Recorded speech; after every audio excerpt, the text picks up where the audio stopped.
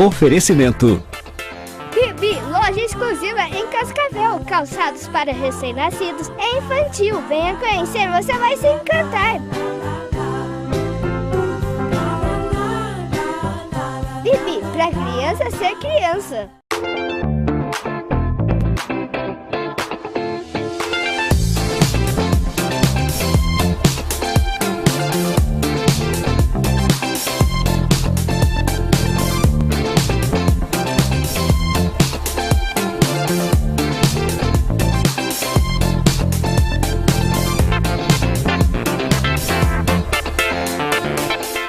Olá, hoje o nosso programa é sobre bullying e a nossa convidada é a Deise Rosa, psicóloga, para falar um pouquinho sobre esse assunto.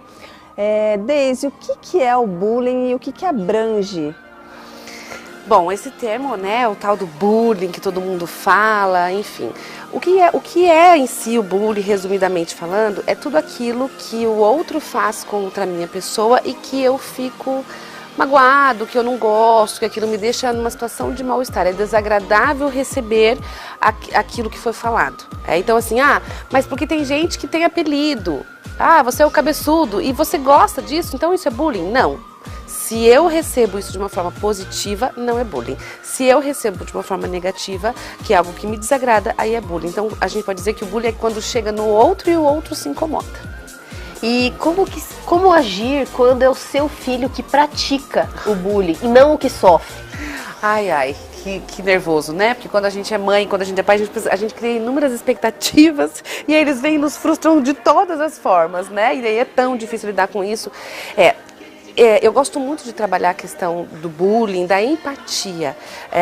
E o que eu, pai e mãe, posso fazer? A gente não vai ter controle dos nossos filhos em relação a tudo, mas sempre tentar colocar o nosso filho desde pequeno, e principalmente já nessa fase da pré-adolescência, que é onde isso é mais comum, como é que será que o seu amigo se sentiu quando você falou isso?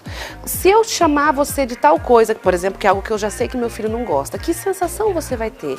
Então eu vou tentar provocar nele um sentimento de afeto para com o outro. Ou seja, vamos se colocar no lugar desse outro? O quanto será que isso pode ser prejudicial para ele? O quanto ele pode ficar triste com isso? E de uma forma bem legal, as escolas, elas já têm desde pequenininho tentado trabalhar isso com as crianças, assim, vamos nos colocar no lugar dos outros. Isso pode ser prejudicial, isso pode não ser bacana, né? Então algumas crianças já começam com mais facilidade. Só que é claro, a criança só vai entender o que é se colocar no lugar do outro se eu, mãe, se eu, pai, também faço isso. Como? Nossa, tadinha, aquela pessoa tá com frio, vamos ajudar? Nossa, olha, aquela pessoa tá com tal coisa, vamos ajudar? Minha amiga tá com problema tal, por isso eu vou ajudar. Então eu começo a ensinar isso para a criança, ou se colocar no lugar do outro, com modelos, né? Então se eu sou pai e mãe, que não me tô nem aí pros outros, como é que eu vou consertar meu filho? É difícil. Agora tu falaste que o bullying, ele aumenta na adolescência, né? Tu falaste agora. Agora, sempre existiu. Sim, né? Eu lembro na escola, né? Isso não existia a palavra. Isso. Né? Agora tem um termo mais chique. Exatamente. Que é a palavra não bullying. Existia, a situação sempre existiu. Sim. Né? E aí de alguns anos para cá que veio se falar o bullying. E a minha questão é, tudo é bullying? Tu falou que é mais da questão de como a pessoa vai receber. Como lidar com essa questão de que às vezes se dá muita força para uma situação que não precisaria de repente, porque as crianças em alguns momentos sim, elas implicam umas com as outras, elas dão apelidos, né? E às vezes está na brincadeira e daqui a pouco tem né, num grande grupo, está todo mundo na brincadeira e daqui a pouco tem que já de repente não gosta, sai, se afasta. Então, o bullying começou a ter uma ênfase muito grande de uns anos para cá, porque também foram percebendo que os prejuízos emocionais estavam sendo bem intensos em alguns casos.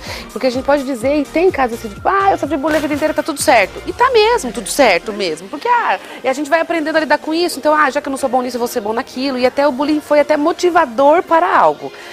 Mas não é o geral. Tem alguns casos em que este bullying foi tão intenso em que bloqueou alguns comportamentos. Então, por exemplo, você é o feio, você é o orelhudo, você é isso, aquilo. Então, eu já entro na adolescência, já não quero mais ir conversar com as meninas, porque eu sou feio mesmo, ela não vai querer conversar comigo.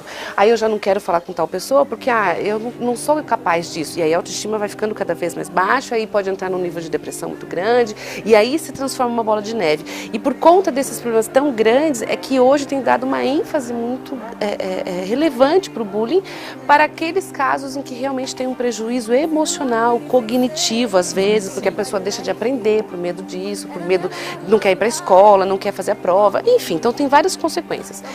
Mas, assim, por que na adolescência isso é maior? Né? Por que isso é um boom, é um xingando o outro, é um tirando o sarro da cara do outro, aquela bobeiraiada toda? O que acontece nessa faixa etária? Quando eu me torno adolescente, aquele corpo infantil deixa de existir. E aí eu começo a crescer, aí eles ficam desengonçados, as meninas menstruam, aí vem o seio, depois vem tal coisa, depois aí umas ficam maior, outras ficam menor. E eu me olho no espelho, então é uma fase que eles começam a se enxergar enquanto corpo diferente da infância. Eu nem sou uma Gisele Bündchen, eu nem sou igual aquele artista tal. Aí eu entro em crise, porque eu não sou perfeita, eu não sou perfeito. Aí eu vejo meu amigo, mas ele também não é. Então eu vou chamar ele de orelhudo, porque quando eu chamo ele de orelhudo, ou narigudo, ou gordinho, ou baixinho, você é tão defeituoso quanto eu. E aí eles se sentem agrupados. É por isso que é uma fase que o tal do bullying é tão intensa, porque assim, eu me sinto um ET, mas todo mundo tá junto igual ET a mim, entendeu? Então tá todo mundo certo, segue o barco. Por isso que a gente brincar, né? Assim, mas na minha idade também foi assim e a gente sobreviveu.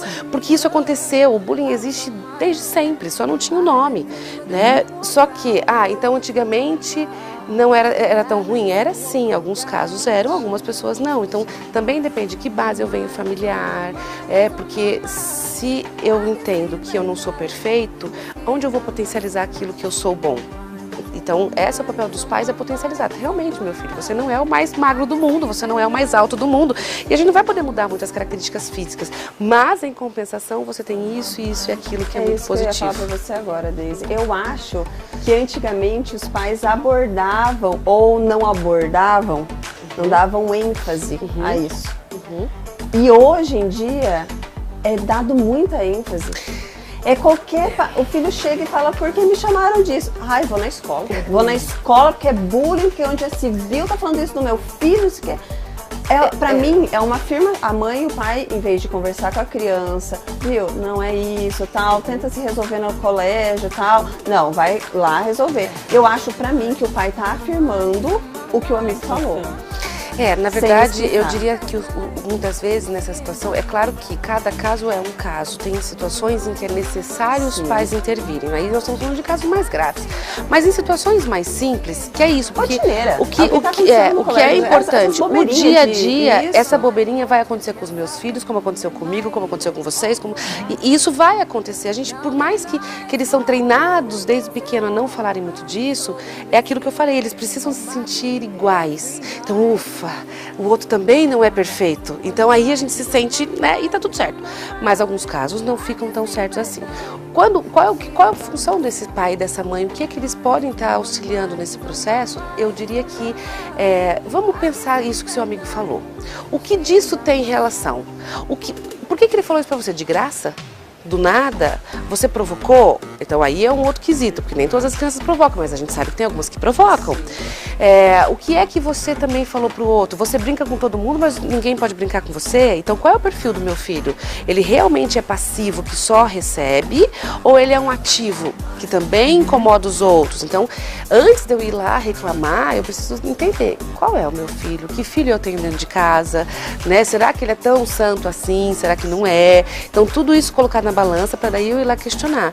E aí eu vou questionar, mas como eu posso fazer ele perceber, olha, tudo bem, realmente o seu amigo até tem razão nisso, nisso e nisso, mas em outras coisas você é muito mais potente, blá, blá, blá. Então, primeiro fazer uma reflexão na casa, sem a própria acusação. O que tem acontecido mesmo realmente é isso. Então eu vou lá reclamar na escola.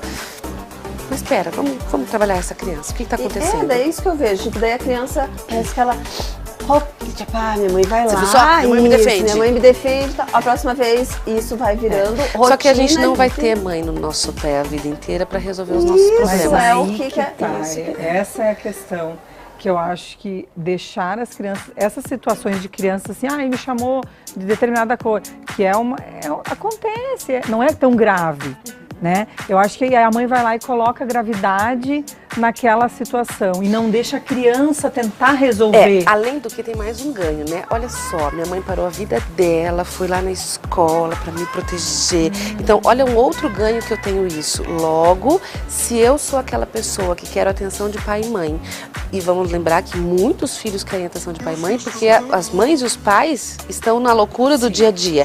Então, se de repente meu amigo me xingou, sei lá do que, me falou tal coisa, e minha mãe parou tudo para me cuidar, eu vou querer super sair disso na boa? Eu não, eu quero a minha mãe de novo, porque querendo ou não é uma forma dela estar junto comigo. Então eles também se sentem protegidos e também têm ganhos, por isso que é muito importante. Sim, nós pais devemos e podemos e cuidar dos nossos filhos e protegê-los e tudo mais, mas sempre parar para pensar. Como eu posso fazer isso de uma estratégia melhor? Que maneira eu posso estar estruturando para que ele também... E para perceber, né? Porque às vezes o que acontece, muitos pais é assim, vim na escola porque o meu filho foi mordido. Pois é, minha querida, mas ele mordeu 3 crianças antes e uma delas revidou. E essa parte eu não sabia. Sim. Né? Então, assim, eu conheço realmente meu filho. Qual é o filho que eu tenho? Né? Então, não, meu filho não tem, meu filho tem, enfim. E a escola, Deise, qual o papel que você acha que a escola contribui para buscar sanar um pouco? Porque não basta você falar pro filho, não faça bullying, não faça bullying com o amiguinho. Teria que ser, na tua opinião profissional, teria que ter uma aula sobre bullying? Como é que seria? De um modo geral, tem trabalhado um pouco mais a questão emocional, diferente da nossa época, onde isso não era trabalhado. Hoje as escolas estão preocupadas muito mais com isso, tanto que tem escolas que fazem projetos lindos de sentimentos, de emoções, de olhar para essa relação, bullying não, tem campanhas aí que tem. Então as escolas estão bem mais voltadas a isso do que era no nosso tempo, por exemplo. Agora, aquela criança, vamos mudar um pouco o foco, vamos pegar aquela criança que sim, faz um bullying e digamos que seja um pouco mais agressivo, né? Caso que mais pode grave. gerar esses problemas que você falaste.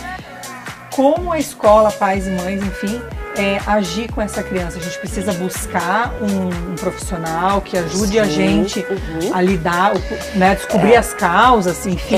A gente precisa existem algumas situações em que realmente são os casos mais graves, em que precisa até ajuda profissional, algumas vezes até medicamentosa, para que esta criança ela consiga se reestruturar enquanto autoestima. E essa ajuda profissional, em caso de pré-adolescência e infância, os pais são trabalhados juntos, normalmente, para estruturar essa criança, porque a ajuda do profissional para que o próprio filho consiga perceber o que está acontecendo, o que está provocando, o que é que eu posso mudar e principalmente trabalhar a relação da autoestima, porque podem até falar tal de mim por isso, por isso, aquilo, mas se eu tiver muito bem resolvido, isso chega e passar, né? Passa. Agora, se está difícil aqui dentro, se tem várias questões, histórias, traumas, etc., aí tem que ser com certeza. Então a primeira coisa seria melhor, antes de ir para a escola, ficar às dentro vezes de casa. Buscar realmente olhar esse auxílio, olhar para tudo isso, com certeza, né? Porque hoje a questão da frustração é algo que as pessoas estão tendo muita dificuldade, né? De lidar com a coisa do não, do receber o não e tudo mais. Sim, e é necessário, né? Super necessário. Esse foi o nosso programa de hoje. Um assunto bem legal aí para todo mundo estar atento em casa também, né? E eu agradeço, Deise, pela participação. Também quero convidar todos os pais aí presentes. No dia 28 de agosto, eu estarei ministrando uma palestra no Teatro Municipal aqui de Cascavel. E o título da palestra é Socorro, meu filho não vem com manual. Então é um assunto bem amplo para os pais de todas as idades, gratuito, então todos estão convidados. Na verdade, a gente solicita para quem quiser trazer e auxiliar. Nós vamos estar fazendo algumas arrecadações, tanto para o projeto Amor em Fios, que também para o Profilab, que é a instituição da Fissura Lábio Palatal, que estão também aí, quem puder ajudar, com o que tiver em casa, será super bem-vindo. E seguimos para a semana que vem com mais assunto aí. Até semana que vem.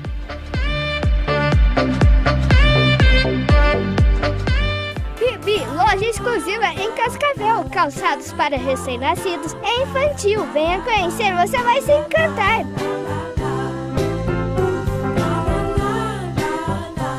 Bibi, pra criança ser criança.